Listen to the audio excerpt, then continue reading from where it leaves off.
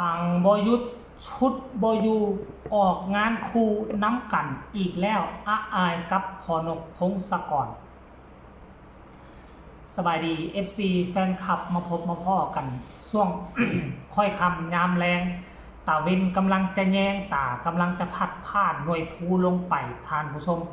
ด้วยความห้อนด้วยความแห้งของกระแสอาอายและกับบอสนกพงศกรแห่งวงเสียงวิหกมีงานบ่ว่าจะเป็นทั้งวงหนึ่งวงสองรวมไปทั้งรถแห่ก็มีงาน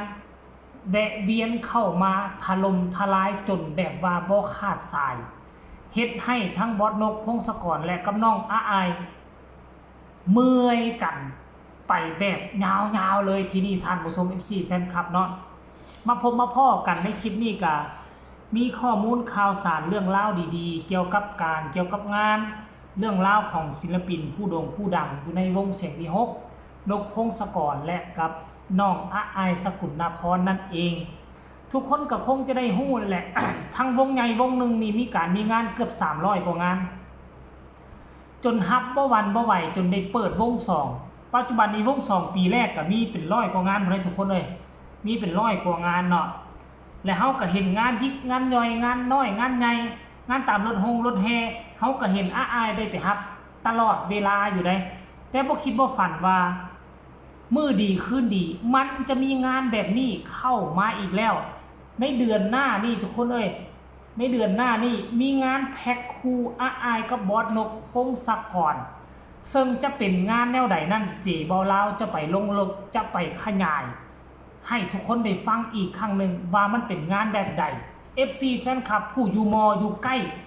สามารถไปได้ซึ่งเป็นงานส้มฟรีนั่นเองเนาะซึ่งว่างานจะได้จัดขึ้นในวันที่6พฤษภาคมเดือนนี้เดือน4เนาะพฤษภาคมก็คือเดือนหน้าเดือน5 2569ว่าซั่นเด้รุ่งเรืองว่าซั่นอินเตอร์รุ่งเรืองอินเตอร์ว่าซั่นเด้คุ้มเด้คุ้มดีว่าซั่นเนาะมอไซค์มันอย่างนี้มอไซค์ธงฟ้าราคาสุดคุ้มสาขาวานอนว่าซั่นในทานผู้ชมเอ้ยเนี่ยนี่นะนี่ฮูปบอสนกพงศกรกับน้องอาอายขึ้นหน้าปกเป็นที่เรียบร้อยแล้วสรุปล้มแล้วหน้าจะแมนเนาะหน้าจะแมนห้านขายรถจักรห้านขายรถมอเตอร์ไซค์เนาะอยู่ที่สาขาวานอนเนาะที่รุ่งเรืองอินเตอร์สาขาวานอนป้าโทษทุกคนอาหารเครื่องดื่มฟรีส่งฟรีแล้วซ้ำบ่นำรุ่นฮับอย่างก็ฟรีรุ่นฟรีใบปลิวมีคายาทิมเวลาเขาเข้าไปหน้างานเขาก็จะไปแจกบัวซัวแจกใบปลิวอยู่ในใบปลิวอยู่ในบัวซัวนั่นเขาก็จะแนะนำสินค้าผลิตภัณฑ์อยู่ในห้างของตนเองเนาะอยู่ในห้างของตนเองนั่นแล้วก็ FC แฟนคลับผู้ที่ไปส่งอาอายส่งบอลนกพงศกรสามารถเอาใบปลิวนั่นหน้าไปขูดหรือไปแลกเองจักอย่างเนี่ยมันมีคาวาซันเดทานผู้ชมเอ้ยป้าโทษยังเปลี่ยนน้ำมันเครื่องฟรีอีกส้มพีฟรียังพอเปลี่ยนน้ำมันเครื่องฟรีป้าโทษผู้ใดไปในงานมือนั่นมีรถจักรมีรถอย่างต่างๆไปได้เปลี่ยนน้ำมันฟรีเห็นบอกเปลี่ยนน้ำมันเครื่องฟรีเฮ้ยสุดยอด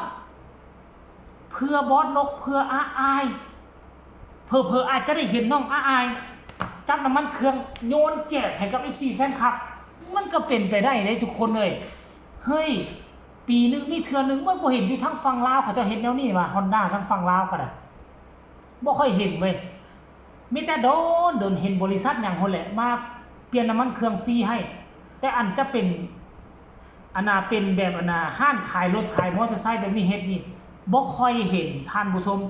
น่าจะเป็นงานกลางแจ้งงานตอนกลางเว้นคงบ่จัดจอดกลางคืนดอกกลางคืนไผสิเอารถไปเปลี่ยนน้ำมันเครื่องเนาะอาอายพอจ่ามือนั่นจะแต่งตัวขนาดใดสวยหรูขนาดใดให้ทุกคนเตรียมตัวเบิ่งก็แล้วกันอันนี้ ก่อนน่าจะเป็นก่อนปิดฤดูกาลน่าจะเป็นงานแรกก่อนปิดฤดูกาลที่อ้ายกับบอสนกพงศกรได้ออกงานคู่งานหับเซิร์นศิลปินก็คงอาจจะมีหลายคนมั้งแต่ว่าเด็กๆดังเด็กๆดังเด็ดๆก็น่าจะเป็นบอสนกกับอ้ายสกุลนพรนี่แหละโดนนานมาแล้วบ่เห็นพ่อลูกนี่ออกงานร่วมกันอันนี้ถือว่าเป็นครั้งแรกในรอบหลายเดือนส่วนใหญ่แล้วก็จะได้ออกงานนํกันอาจจะไปวงสองหรือบ่อาจจะไปวงฮักวงแพงกันก็คือวงของทั้งระบงทั้งระเบียบวงอันคนฮู้จักกันวงใจเกินร้อยแบบนี้นอกจากวงที่บ่สนิทสนมบ่ฮู้จักกันก็บ่ค่อยเห็นพ่อลูกคู่บุญไปโซคู่กันอยู่วงใดอีกตื่มเนาะท่านผู้ชมเนาะอันนี้คือนิมิตหมายที่ดีเกิดขึ้นมาเพราะกระแสฮ้อนแฮงศิลปินอยู่ในประเทศไทยลูกทุ่งกระดังกระลายสตริงก็มีหมอลำผู้ดังกว่านี้ก็มีหลายหมอลำเป็นเงินล้านก็มีหลายแต่เป็นอย่างเขาจึงเอาน้องอ้ายกับบอสนกพงศกรเอา2คนนี้มาเพราะว่าอย่างเพราะ2คนนี้ชื่อเสียงก็บ่ธรรมดาและที่สำคัญค่อยคิดว่าคนอยู่ในห้างค้าบริษัทตัวนี้อาจจะเป็น FC แฟนคลับของบอสนกและก็น้องอ้ายก็เป็นไปได้ทุกคนเฮ้ยอยากให้มันฮอดวันที่6ไวๆเว้ยมื้อนี้วันที่เท่าไหร่27 28 29 30 1 2 3 4 5 6ยังเหลืออีก10มื้อเท่านั้นทุกคนเพียงแต่10มื้อเท่านั้นเตรียมพร้อมแจกความมวลความมันโอ้ยแต่ว่าข่อยบ่ได้ไปเว้ยสาขายังก็วานอนนี่อยู่ไสวะวารินสำราบอยู่อุบลวานอนอยู่อุดรบ่แม่นบ่ทุกคนน่าจะเป็นห้างขายมอไซค์อยู่ทางอุดรเนาะท่านผู้ชม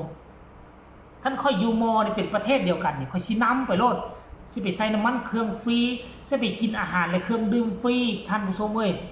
โยเริ่มตั้งแต่ 8:00 นเช้าหา